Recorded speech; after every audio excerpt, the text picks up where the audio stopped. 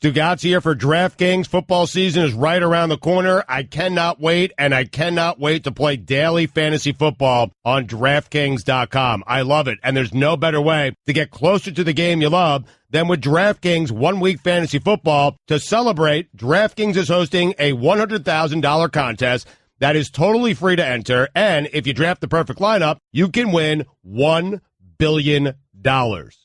Billion with a B. With DraftKings, there are many ways to play. Choose between public contests with big cash prizes or private contests where you can compete against a group of your friends. DraftKings also has beginner and casual contests where you'll play against people of similar skill level. The best part is you get to draft a new team each week without any commitment. So go to DraftKings.com right now. Use promo code HUDDLE to play in DraftKings free Week 1 contest with $100,000 in total prizes. And if you draft the perfect lineup, you can win $1 billion. That's promo code HUDDLE to play for your shot to win $1 billion Week 1. The contest is totally free to enter. Why wouldn't you try? DraftKings, the game inside the game. Eligibility restrictions apply. See DraftKings.com for details. Buying tickets to sports and concerts can be way too complicated, but there is a better, simpler way to buy. SeatGeek is the smartest, easiest way to get tickets to live events. And right now, get a $20 rebate on your first purchase. Just download the SeatGeek app and enter promo code Batard today. I don't know what the start date was on this show, but we've got to be approaching 15 years doing this. We have to be close to 15 years doing a radio show. And I marvel consistently that when I come in here with no preparation on my end beyond, just following worldly events, that we never run out of things to talk about. Nope. And so today, I want to tell you what I walked into today. This is what I walked into today. For some reason, Guillermo is waving papers at me menacingly, okay? And he's not saying what they are. He's just waving papers at me menacingly. And while this is happening, Stugotz is scouring the internet to see if anyone is running a scam that he could be running. Yep. And so he finds, he yells at Mike, hey, someone's selling our memorabilia on the internet. Now, that is not because of any other reason other than if someone's going to be selling our memorabilia on the internet, Stugotz wants to be the one who's getting a percentage of the memorabilia being sold on the internet. So please explain to me what happened here where you found somehow that someone is selling a hat of ours. It's not even like someone put up a shop of Batard and Stugotz memorabilia. It's just somebody selling a hat of ours. And I was just making sure that everyone on the show is aware that someone was selling our memorabilia on eBay. That's all. I was just making people aware because I'm not certain we're allowed to do that. So, I'm not certain anyone's allowed to do that. We are not. We are not allowed to do it, but apparently other people are, and that doesn't seem fair to me, but it's for a good cause. So go ahead, I guess. It doesn't seem fair to you to sell something on eBay that you own? Well, do you actually own it? If it was gifted to you, do you actually own it? You know what? It's a great idea. I'm jealous I didn't think of it. So anyways, that's what was happening. What was also happening in the middle of that is Joe Haden was waived by the Browns. The Dolphins, Jay Ajayi is going to join us later in the show. And the Dolphins could use a guy like that. The Dolphins are weak there and could absolutely use Joe Haden. Here's the problem.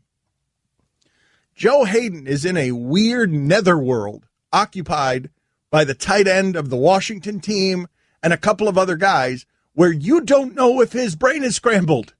Joe Haden just vanished. Joe Haden was very good as a cornerback, and then weirdly, in a way that usually doesn't happen in sports, he just disappeared. And so for weeks and weeks, I was having Allison call Joe Haden. Hey, does Joe want to talk about what's happening to his head? And so now the Browns release him. Because God knows what they know about what's happened to his head. He did come back since and was okay. It was a huge mystery. What the hell happened to Joe Haden's head? He has not been the same since all the head problems. Correct. I mean, he was really good at one point, as you pointed out. A couple of Pro Bowls, was second team All-NFL. He was a really good player. Well, these guys don't become available at your greatest position of need, but that's where the Dolphins are. The Dolphins need secondary help. Yep, and Drew Rosenhaus came out and said that there are plenty of NFL teams that are interested in Joe Haden. He's only 28 years old, and I think the Dolphins should go after him before the Patriots do. I know, but the Patriots will. Well, but this is your move, though. Are you not listening to what I'm saying on the front end? I am. Do you not care that the Browns just waived him? The Browns just waived him. It's not like they've got a surplus of great players. And they've got more information than we do. Right. So and it's not a cost cut, although it is partially a cost cut, but it wouldn't be a painful cost for them if he was still good or if they thought he was still value. I understand that. He played 13 games last year, so it appears that he's healthy. Maybe he's on the decline. Maybe he's not the player he once was, but the Dolphins have a glaring need at that position, and he's available. So it doesn't give you pause at all? The Browns also have glaring needs in that secondary. Their secondary is pretty poor, even with him. And for them to make the decision that he's not good enough to make their secondary with his contract probably playing a part in it, let's not kid ourselves, that should be a pretty big red flag for you. Well, but here's why I love Stugotz and hate Stugotz. Yeah. Because he doesn't take inventory of much of anything. He just, the priority on these things is just go get the name. And so it's not like the Dolphins have already experienced this exact situation with a former Browns player that they had at tight end. I think that this exact situation where they needed a tight end. Man. What? That Browns player, that tight end, was never as good at his position that Joe Haden was at his. Excuse me. You take a little flyer on Joe Haden. Excuse me. Jordan Cameron was a Pro Bowler, and everyone was saying that was an exciting signing. And I was telling you, as a Browns fan, that dude is one hit away from being done. They've already done this. Yeah. You don't care. Okay. So you don't try again? That's it? You did it once, it failed, and that's it. You never try it again? This is what I would like to do one time. One time in your life of priorities, yes. I'd like the name not to be the thing that goes straight to the top of your list whenever anyone's available, which is how we arrived at the place that Stugotz was trying to sign a 51-year-old Scottie Pippen for the Miami Heat. Yeah. By the way, I think we're about 13 years into this, and that anniversary is coming up soon. I googled Chidi Ahanotu signing with the Miami Dolphins because the first words ever uttered on the show were Chidi Ahanotu, and he signed September 1st, 2004. Do you remember when? That sounds right. That sounds like when the station started, right? September around 1st, 2000. Yeah, 2004, somewhere in that. Maybe 2003, but somewhere in that. Yeah, right, you weren't on the range. air for the Marlins World Series win, so it was a year after that. So right, that's correct. Year after that. By the way, Jordan Cameron had the year before the Dolphins signed him. He wasn't very good. He was terrible. So, he didn't play very much, did he?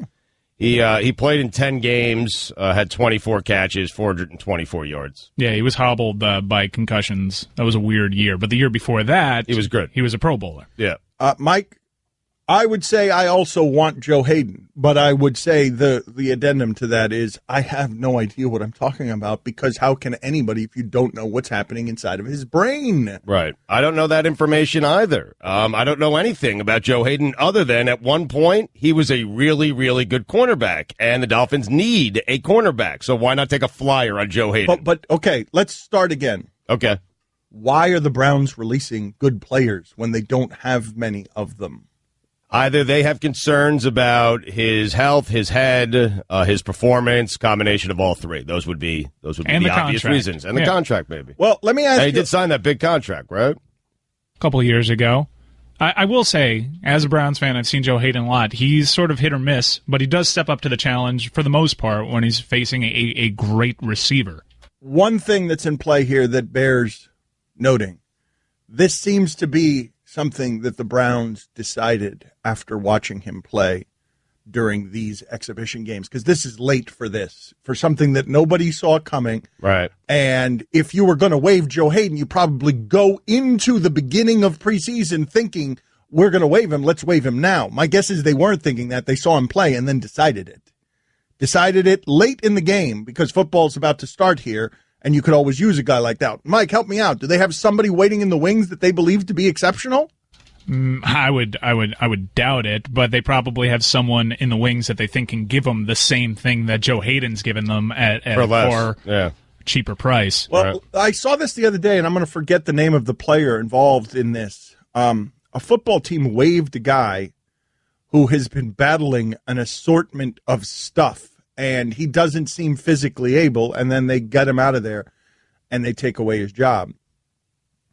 Does it give any of you pause just how uniquely disposable this league is? Not just because we're using bodies for our entertainment, but specifically the idea that Joe Haden is scrambled and now he's being waived, and that injury was on company time, and his brain, like, does it seem right to you that a player who gets brain injuries on company time can be waived. Does it seem correct to you? No, none of it really seems correct or fair. Unfortunately, the players, the CBA is set up in a way where the owners can do that, where the teams can do that, but it doesn't feel fair at all. No, it doesn't seem right. Of course it doesn't. Sam Shields is a player that dealt with That's the guy similar issue. Thank you. Several Sam concussions. Shields just vanished. Sam Shields, thank you. Currently a free agent. He was playing defense. I don't know where Sam Shields went. Like, Sam Shields was really good. Sam Shields was the example of Randy Shannon not being good at his job because he had Sam Shields, and Sam Shields was really fast, and he didn't do much of anything with Sam Shields, and then Sam Shields goes to the Packers, becomes a legitimate NFL cornerback who's very good, and then his head starts hurting, right? And then he fades, and now is he totally out of football? Is he anywhere in football? Free agent, no job. Crazy. How old is he? He's like 20. He's younger than Haden, isn't he? He's got to be. He's 29. All right, so he's not a year older. Mike, did they take Peppers? And they got Pryor from the Jets. I know they got Pryor from the Jets, and they took Peppers, so maybe they didn't have as much of a need for Haden. Those are two safeties. You need somebody on the outside, especially in your division where you're playing A.J. Green and Antonio Brown twice a season. Right. Do you realize that the AFC East, again, is so weak? Yep. That it would be maybe the biggest surprise in football if the Patriots don't win that division? Because the division is so incredibly weak. The Jets, it's hard to see a game they'll win. It is, except for that Cleveland game. That's a possibility. It's hard to see a game the Jets Jaguars at home. So I've talked myself into a 2-2 start here for the Jets. I have 2-2. A 2-2 start on a 2-14 season. Yeah. I have them losing at Buffalo, losing at Oakland, and then home wins against the Dolphins and the Jaguars. 2-2. The Browns signed Jason McCourty over the offseason, another older player that can play a couple positions around the secondary that maybe they thought can give them similar production to Joe Haden and at a cheaper cost. Texter writes in, what are you supposed to do, Dan? Keep them on the roster paying millions of dollars and then not let them play, waste a roster spot, and waste the money? Well, that's interesting that you think that way because, A, the roster spots don't have to be like that if you're actually interested in safety. Wasting the money doesn't have to be your money or your salary cap money if you want the insurance to take care of it or if you want to negotiate something that can actually help the player. Now, you've got a problem if they start faking injuries and stuff when they're leaving the sport or toward the tail end of their sport, which is why they can't do that. But there should be some instances for a Sam Shields or a Joe Haden where we could do some math and say this person is not physically right. Clearly, they've missed chunks and chunks of football season. Right. Isn't that every other sport, though? Isn't that baseball and the NBA, where if a guy now, they're not as physical, but the contracts are guaranteed? Yes. Yeah, the contracts are guaranteed. You can't guarantee the contracts in football while having a salary cap for this reason, though. Right. Yeah. But you do realize, to me, it's always great when someone gets ensnared in sort of what the norm is, and so the norm is what it should be. So you're used to players being drafted, so there should be a draft. When a draft is ridiculous, and you're used to a salary cap, so you're saying we've got to do this within the realm of the salary cap, when a salary cap is also ridiculous. The idea that football has a salary cap, the football making that much money has a salary cap it's offensive. It is offensive. Or make the cap a lot higher, something, right? Correct. Yes. It is offensive. Football shouldn't have a salary cap. No. It's just because they can't control themselves because, they've got a salary cap because Daniel Snyder exists. Pretty much, right, because he'll just keep spending. And so the reason they have a salary cap is to put a governor on Daniel Snyder instead of saying, hey, free marketplace. Let's see if anybody wants to compete spending with Daniel Snyder. So you're putting this all on Snyder? I'm putting it on the owners. Yeah.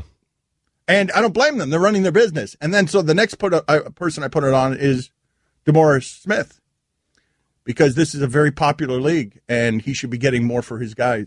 But you know what will happen there? We've seen it happen with the NBA, especially in football where all the players get hurt. They wouldn't be able to help themselves, these owners. They'd sign these players to ridiculous contracts, and then they'd get a high ankle sprain, and they'd want to put all these rules into place to prevent that from happening again. Correct, but the rules are all in place for the owners, despite being collectively bargained with the players, which is why Brian Gumbel is coming after DeMaurice Smith on HBO Real Sports, and it's why DeMaurice Smith is telling you in 2021 we're almost certainly going to have a lockout, because he bleeped up his job, and he knows it now. Right, if he still has that job. Right, but he knows it now. Like he's saying lockout in 2021 because we got to fix all the stuff we got wrong last time. Right, but I don't know if the players are willing to sit out. That's the key. Yes, I get so mad when I hear DeMaurice Smith go on Mike and Mike and blame everything on the owners. It's a deal he negotiated, he signed off on, he's in charge of it. But I don't know. You have to get the players to sit. I don't know if the players are going to be willing to sit. Yeah, probably not. It's easier said than done. Most of the people in that league are guys fighting for positions that have a very short window in their career. That's why the owners always win the fights against the players in that sport, and that's why they never win them in baseball. Most players have a one-year career in that league. You want them to sit out the entire year of their career? What if just the starting quarterbacks decided to sit? Would you still watch the NFL? Meaning Rodgers, Brady, all those guys are like, hey, you guys play. We're not going to consider you to be scabs. Go play. We're going to sit for the cause here because we're the stars. We're the guys that everyone wants to see. Do you think you'd still tune in Sunday without Tom Brady and Aaron Rodgers? You guys are looking at Stugotz like he's crazy back there. What's wrong? You guys are not looking a bad idea. Well, I mean, it's a horrible idea. It's a pretty good idea. It's never going well. Well, no, those guys can affect change. Aaron Rodgers, Tom Brady, Drew Brees, those guys can affect change. We wouldn't watch that. We would not watch the league. The league would have its ratings go down if the quarterbacks were not in play, which is the reason that all the rules are different in football. Everybody on the field is playing football, and the quarterbacks are just playing throw a football. Yeah. The rules are totally different for the quarterback. It's a breeze for them. But for the reason that you're talking about, the owners know that. The owners would counter with, wait a minute, the quarterbacks are going to strike. You know what we're going to do? We're changing the rules back to how they were before, and you're going to get decapitated. I honestly think the vast majority of NFL fans would be behind that. You'd really only have a couple upset markets like New England and Green Bay. Everyone else all of a sudden thinks they have a chance.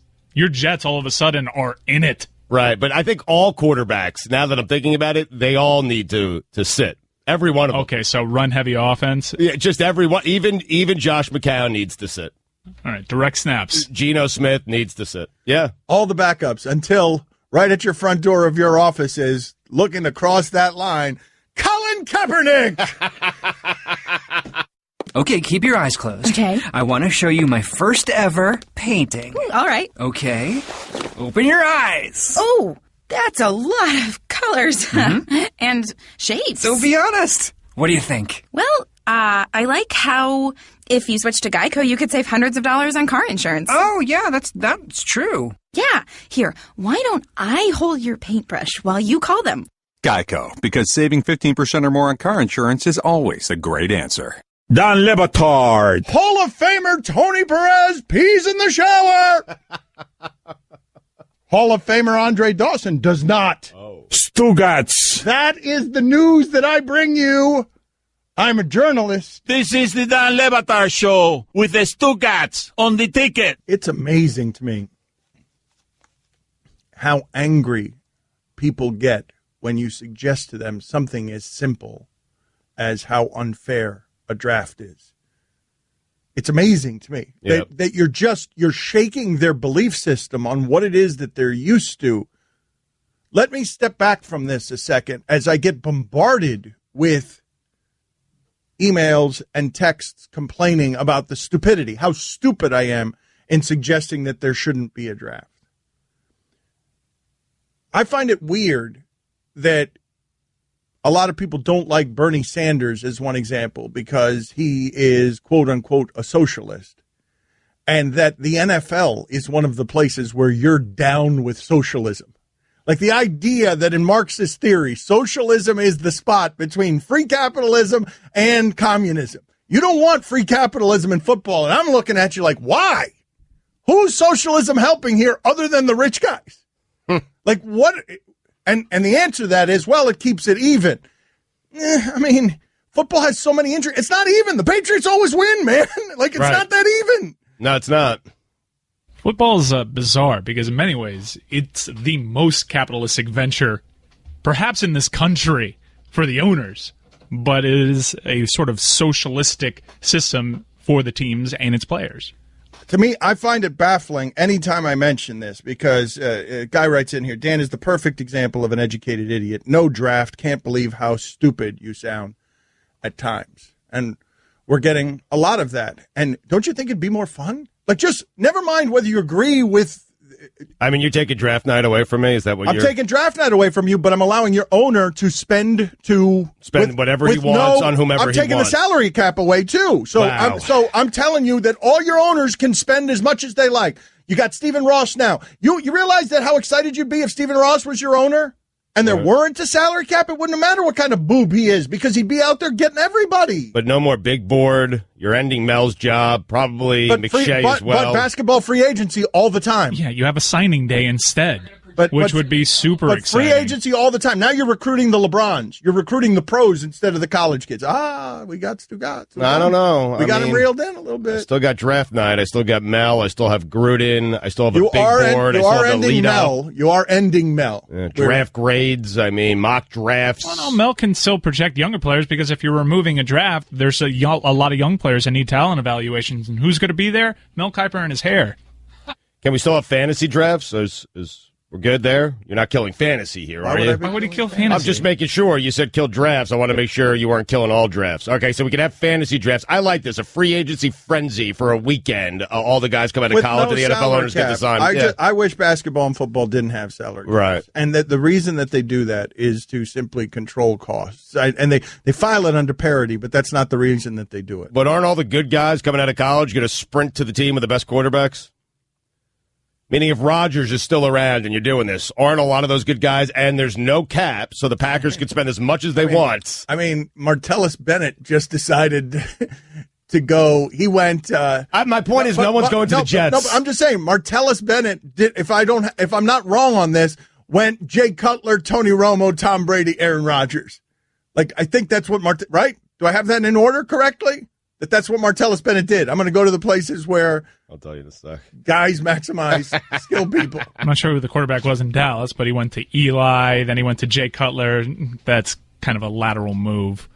And then he went to Brady and now Rodgers, which is also kind of a lateral move. But Romo, too. Romo's in there, too.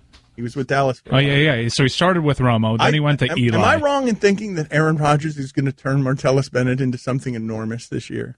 Because he doesn't usually have talent like that at the skill position. I've been scoping his fantasy projections, and they say they have a lot of targets because I wasn't like, let's get. I remember what he did with Jermichael Finley, and that guy's a bum compared to Martellus. I want him. Who is that guy? Who is that guy? Who is that guy? Four Miller Lights into my fantasy draft. But wait a minute. That's not you 4 Miller Lights in. It's also the demon that resides in your belly that evidently just comes out and speaks during excitable draft excited times? Football times, cliche sports. Very, very few things bring that out of me, but a fantasy draft amongst friends does that. If I may. Is that voice unique to fantasy draft, or is it enthusiasm? It's my enthusiastic voice. Okay, let's hear it having sex. What? Whoa. That's not... Oh, yeah, let's do it. Oh, I'm done. Yes. That's actually me. But that's also that guy. Yeah. That's also the guy who says that. I'm sorry. This never happens. No. This never... I'm sorry.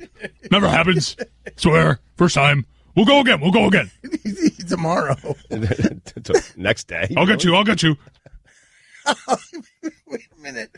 Now, wait a minute. Now you're commenting by chasing Aaron Rodgers out of the pocket. I'll kill you. I'll get you. I'll get you.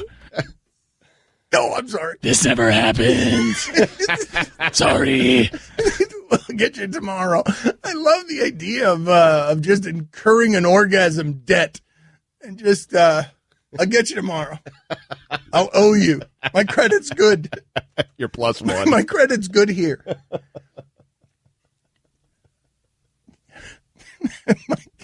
I love how Mike went there. This first half hour of this show, Mike went there from being like, "Ooh, terrible idea, Dan. Why'd you do that to me? That's creepy. Me having sex," to finding the joke quickly, embracing it quickly. Yeah, and you, what did I do? I'm just looking at You do seem distracted. What's going on? I'm reading stuff about Joe Haden, trying to figure out if this guy's any good or not. That's all. Well, hold on, because Stugotz muttered during the break. That's all I'm doing. This is what we're just sitting around, we're typing, we're in our stuff, everybody's distracted, and we just hear Stugotz mutter into the microphone, bleeping information, man. Hate it. And it's because he was looking up Joe Haden's rankings according to ProFootballFocus.com. Yeah, no, it's, is that Football Outsiders? After horrendous injury plague 2015, Haden ranked 76th out of 87 cornerbacks in adjusted yards per pass in 2016. And quarterbacks clearly aren't afraid of him anymore. Haden's estimated target percentage has been over 20% the last 3 seasons. Mike, Stugotz has a very conflicted relationship with information. Because there are times, and I see it, where he reads something, they are facts. They either change his opinion or support it in a way that's forceful. And his eyes, they like dilate. They turn big and he gets excited and he starts rubbing his nipples like the Cajun coach in Waterboy. And he's like, information. But he also wants to be lazy. Yeah. And so it's a constant yin and yang tug between the two things. There's so much information. I'm just not certain which information I should trust. Like, I have no idea what this thing means. Like, cornerbacks and adjusted yards per pass in 2016. I don't know what that means. I don't know if I should trust this guy. I don't know if I should trust this site. Terry Pluto was his name. It was Terry Pluto. Terry Pluto's a longtime columnist in Cleveland for 50 years. Yeah. Mm-hmm. Okay, way to dismiss. Well, what does that mean? Okay. Well, what does it mean? I mean, does any of this measure a guy's desire, his heart, his, if you surround him with the right team on the right defense, does it measure that? It doesn't measure that. It doesn't. I guarantee you put him on the Patriots this year, he makes a Pro Bowl. Maybe not at cornerback, perhaps wide receiver, but Joe Haden will find himself in a Pro Bowl. Guarantee it. Pluto. You know what? Seriously, I want to get Terry Pluto on because, Dan, that's the stuff that bothers me.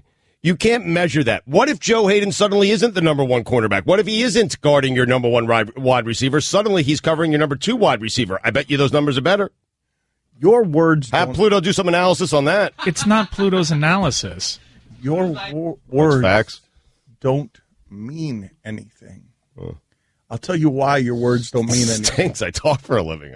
But let me explain to you why your words don't mean anything.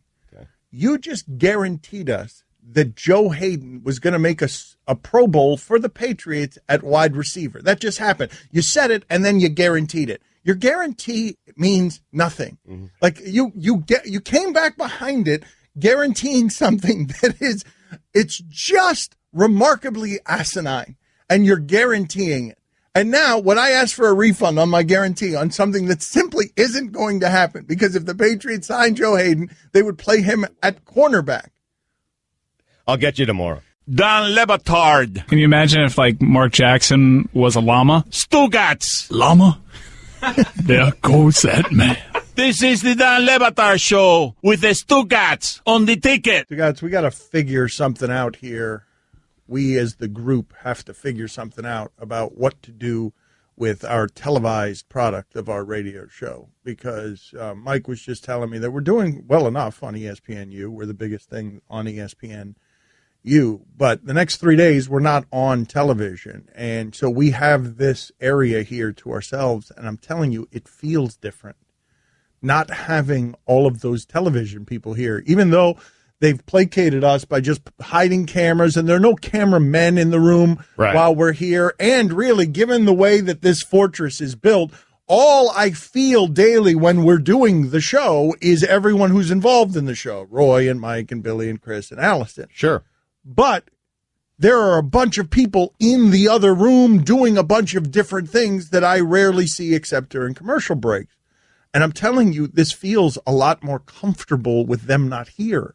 And I don't mean that as any sort of indictment of them, although I know it sounds like it. Kind of sounds no, like what I'm complaining about is I'm not sure how much I like what we do for television. That's what I'm complaining about. Okay. Like, I like it on television. It looks good. I like what Lorenzo's doing with it. Right. I think our listeners really enjoy the experience of being able to see us on TV, but I do understand what you're saying. But there's not enough of them, Stugotz. Whatever it is, it's 60, 70, 80,000, 90,000, 100,000, whatever it is. It's not enough to to dilute the amount of fun that we're having while we're doing it. We push out a lot of content on social media that exists with a visual only supplement because of television. And I was a little surprised by the reaction today. I know maybe Twitter's not the best way to gauge this stuff, but I took to Twitter thinking that the reaction to, hey, we're doing a radio-only show, just because I know how it makes us feel while we're doing it, fans would be happy. Because typically when TV's off, we're all off. So no, hey, thank you for coming in and doing a radio-only show. Everybody was mad that we weren't on television. Well, okay. I mean, I just don't know. When it comes to the stuff that we do, I like to measure value as we go along. And so when I'm making trades or we're making trades on fun for money, fun for audience, if we're actively trading comfort for reach, right? Those are the places where I stop, where I tap brakes. Where I start getting uncomfortable. You're more comfortable today than you are, and it's not an indictment on the people that work for us. They're very nice, they're great, and they do a great job of staying out of the way, but you're more comfortable doing just radio? Well, answer my question. Here, am I experiencing this differently than anyone else there? You guys tell me, Roy, I'm experiencing it differently? Okay. Well, you're just different. I think you're just, we're not bothered by some of the things that might rattle you or bother you. At least I'm not. I shouldn't speak for everyone else. This all sounds like complaining. I am not complaining. Look at how we dress for work in the morning. Look at all of us. It looks like all of us, a bunch of frat people, just spilled out of bed, stepped on a bunch of beer cans and headed to work. We don't look any different than we do for the television show. No, I'm saying that's how we... No, I agreed. I'm not saying, yes, we dress this way every day. I'm not saying that we... What I am saying is that when we do radio, it's like hanging around your house in your underwear. And when we do television, it's like hanging around your house when there's company. That's it. That's what I'm saying.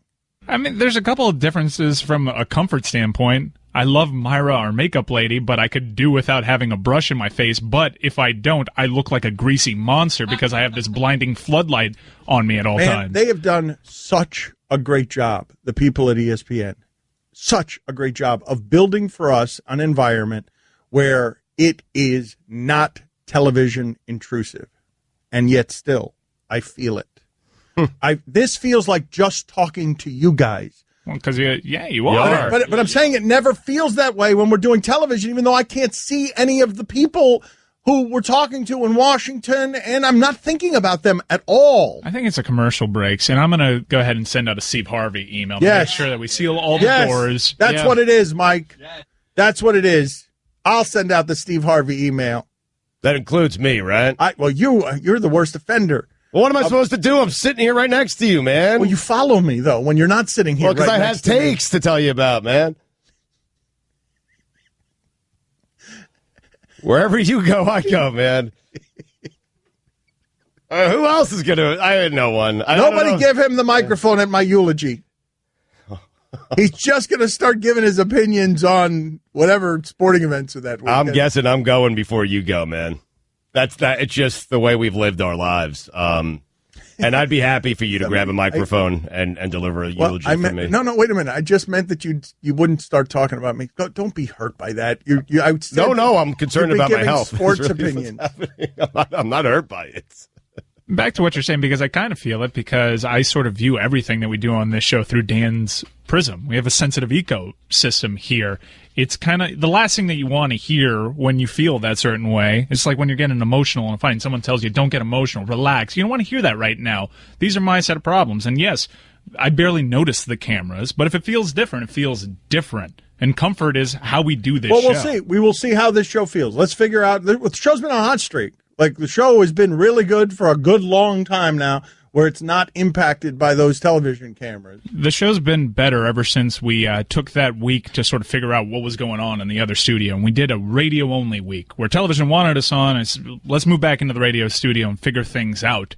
And the show's been good ever since we moved into these tiny, really cramped then it was more obvious. I felt in the other studios, I felt it was more obvious, where I was always looking at cameramen and never felt like we were having an intimate conversation. Because radio's unusual this way, man. Radio in 2017 has been passed by. It is a dinosaur. But radio has an impact, and it's my favorite of all the things to do because it is so intimate. You are largely someone who doesn't exist in person. You just exist inside someone's head. Like, it's such an intimate thing that's not how people watch television. You're making a choice on radio to go to a dinosaur medium. Oh, man. That's a major fine. Not only on, but a weird ringtone and very loud. Hey, too comfortable. See, that's why you don't want to get too comfortable when you're doing radio. I would just empty out your pockets, man. Whatever's in there, that's what you owe. It's a $5 maximum fine. I mean, there's several violations there.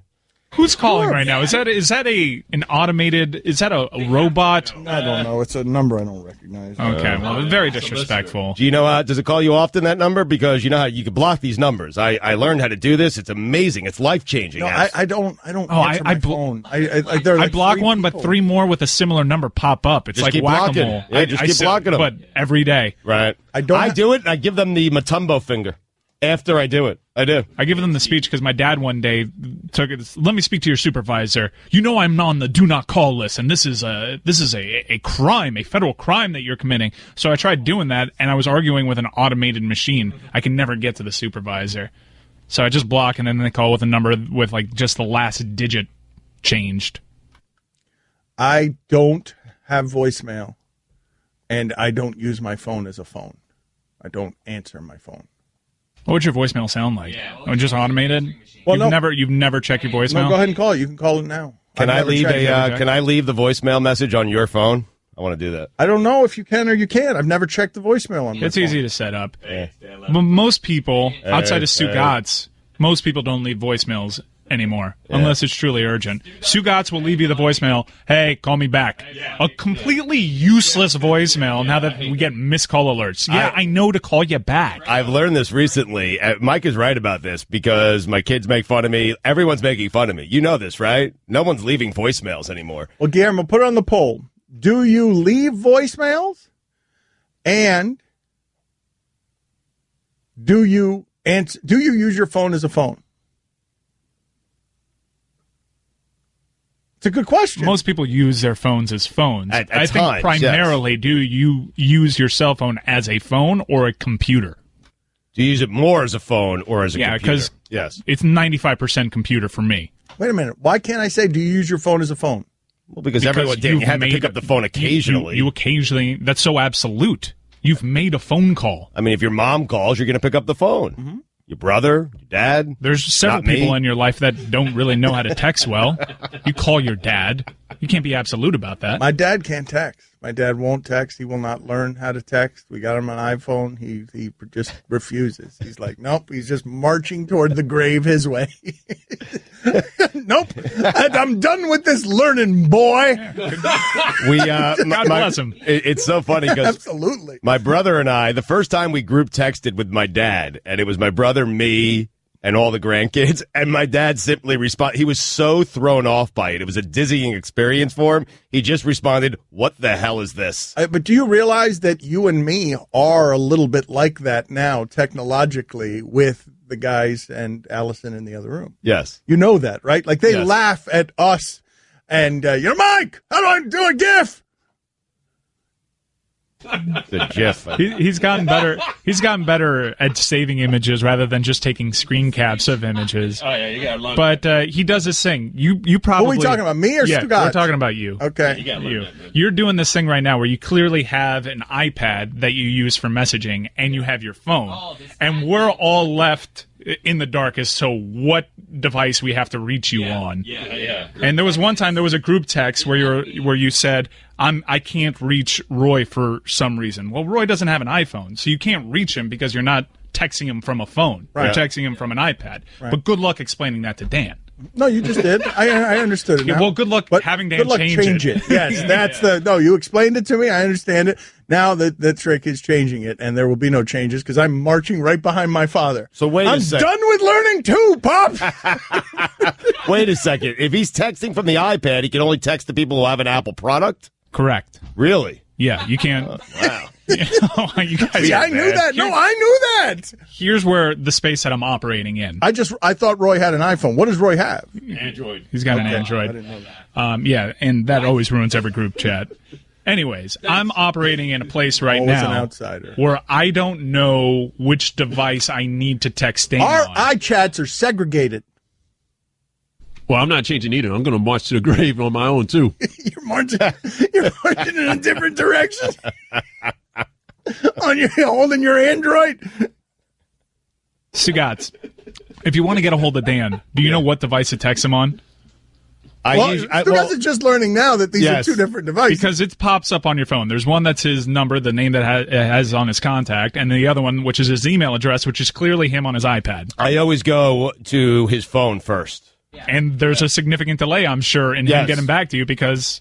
Well, I don't know. he do you not like have your cell phone on you when you're on the iPad? I'm not always connected. No, I sometimes my devices are in the trunk of my car for 8 hours. No, I'm not always connected. It is weird. Everyone who knows you and knows you well, they're all bothered by the same thing. Yes. Mm-hmm. They are bothered by the inability to reach me. I've talked to Boog about this. Like, everybody. We could send you a text, and sometimes you get right back to us, and sometimes it's 8 days. It's not just you guys. It's Boog is one of your closest friends. It's my girlfriend and my family, too. It's everyone in my life. It's bizarre because 24 hours before I get a text from Dan of something, it's something that I had texted to him on his phone previously that he's getting back to me on his iPad about as if he's seeing it for the first time, laughing, hey, check this out. And I don't even know how to respond to that. I just don't. What is Stugotz's most egregious technological refusal to evolve? The voicemails, I think, and it's just annoying, but I can get Stugotz whenever I want Stugotz. He's very accessible. I send a text, I get one right back. Yep. I'm good at response. But I like, there's something, I enjoy a good voicemail. I do. I think it goes a long way. How about you leave a good voicemail then? Well, I know no, because now I know I'm armed that you don't. I would leave you a long one with a couple of hot takes, but I know you don't like them. I know you're bothered by him, and I know you're going to delete them and just call me back, so I don't do it anymore. I doubt he even listens to him. I don't. Now the iPhone transcribes your voicemail, so I can just see, hey, Mike, it's Stu, call me back. I can tell by the length. Can you play the Stugotz voicemail to Boog Shambi this is, just so you guys can experience this if you haven't heard this, Boog Shambi had a charity tournament. Stugotz said he was going to win the softball tournament and raise the most money. And he'd be there, and I guarantee you, a bigger guarantee than even Joe Haden becoming a wide receiver for the Patriots and ending up in the Pro Bowl. I guarantee you I'll be there. I may play it, but I cringe at this. Like, this is one of the things, I know you guys think I'm incapable of shame, but this is one of the times where I really feel shame because I spent 2.5 minutes just lying to a good person and a good friend. No, but it's not, no. You don't feel shame because you were lying. You feel shame because you were caught. Boogie, it's Wayne. Hope all's well. Give me a call when you can. Sorry it took me a while to get to you. So here's the deal. I got, as badly as I want to come up and do this, because I told you via text, I got a really good friend of mine's son's bar mitzvah Saturday night, and I have the Sunshine State lacrosse tournament Saturday and Sunday that weekend. So, and I coach the team. It's my daughter's team. So, it's going to be tough for me, bud. I'm sorry. I can come up Friday, and fly back Saturday. That's, although I'm not entirely ruling it out, I just got to wait and see what time my games are on Saturday. If there's a morning game Saturday, it's going to make it pretty difficult, considering I'm the head coach and probably need to be there for that, big tournament of the year. So I should have the schedule in the next day or two. So, if I can't make it up, and if I do come up, I can only come up that Friday. If I can't make it up, I want to make a donation. Just let me know other ways I can help. And, and if it's an annual thing, it's up to you doing it again next year, then I'll definitely be there and just plan accordingly for it. Guaranteed. So when you can, miss you, love you, want to catch up with you. I'll talk to you soon, pal. It is like watching a spider weave a tapestry of deceit and defeat. It's amazing to watch. Like, you could just see it. Like, you could see the web growing and how it spools out. And, I haven't ruled that out yet. And just lies stacked on top of lies. Boog told me when he saw the length of the voicemail, he knew exactly what was coming. Well, and I love Boog's retaliation, which is just to merely send it straight to us. And the fact that I'm still falling for that. like as if you thought it was a private voicemail, and Boog has an actual evolved phone beyond the iPhone and the Android that has an app that just immediately sends your voicemails into our